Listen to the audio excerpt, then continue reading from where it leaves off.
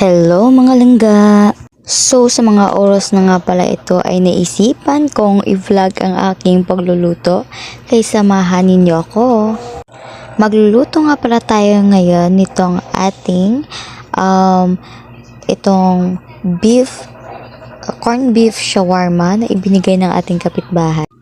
At sa mga oras na rin na ito ay nag-brown out mga langga. So ayan, ito ang ating lulutuin ay bahala na. Ilagay na lang natin yung flashlight dito. At ito nga pala ang ating lulutuin. Ano natin mamaya dyan, ano yung tawag dyan? Basta yun na yun mga langga. Nakalimutan ko yung tawag dyan. So ito, nagbabalat na ako dito ng carrots, mga langga.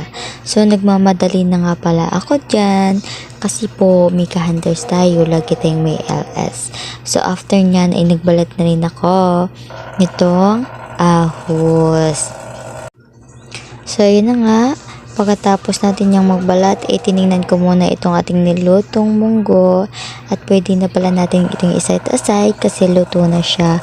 Tapos after nyan, ito namang carrot ay atin na siyang nakalimutan ko talaga yung tawag dyan Kaya bago ako mag voice over, dapat sinearch ko talaga yung tawag yun sa Tagalog.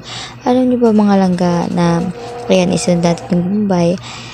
Tsaka syempre ito na mga sibistan. Alam niyo ba mga langga na maraming sasabi sa akin na magaling daw ako mag-Tagalog. Hindi nila alam na nahihirapan din ako mag-Tagalog. O nung mga time na pala yan, syempre ilagay muna natin sa mangkok itong ating shawarma corned beef.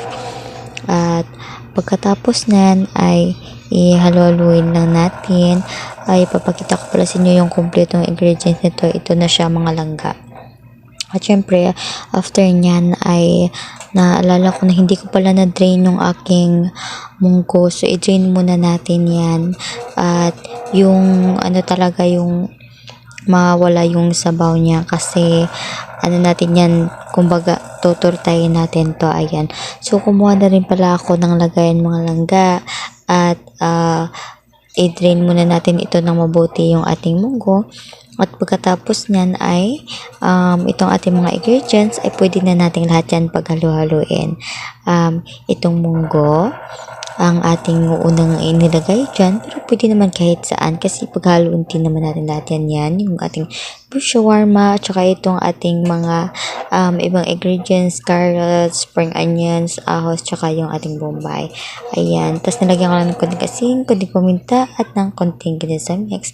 At syempre, paghalu-haluin natin yan at nakalimutan ko pang